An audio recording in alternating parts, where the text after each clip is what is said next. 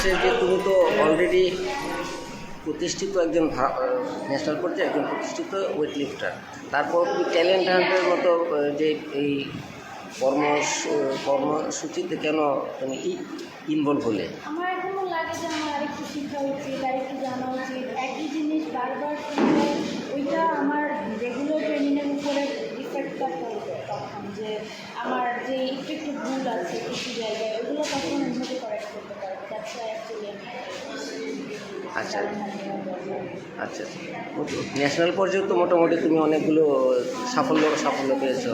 তো তোমার আলটিমেটলি ভবিষ্যৎ লক্ষ্যটা কি ভারতনাট্যম? আমি চাই আমি অলিম্পিকে গোল্ড মেডেল পেতে চাই। আই নো দ্যাটস লাইক তার আগে তো তোমাকে এসএ গেমসের কথা বললাম না?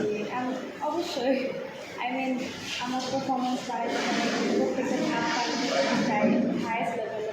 তুমি তো এখনো ইন্টারন্যাশনালি কোনো প্রতিযোগিতা এখন পার্টিসিপেট করেছো? আমি ইন্ডিয়াতে এশিয়ান কমনওয়েলথ ইউথ চ্যাম্পিয়নশিপ খেলেছিলাম ইন্ডিয়াতে 2023 সালে। তারপরে কাতারে Asian youth and junior championship, and আরেকটা খেলছিলাম কাতার কাপ, যেটা আমি ফোর্থ খেলছিলাম। আচ্ছা, করতে ছিল। এরপর আমি নেক্সট কী খেলা আছে? কাজাকিস্তানে এশিয়ান ইউথ চ্যাম্পিয়নশিপ। এটা কবে হবে?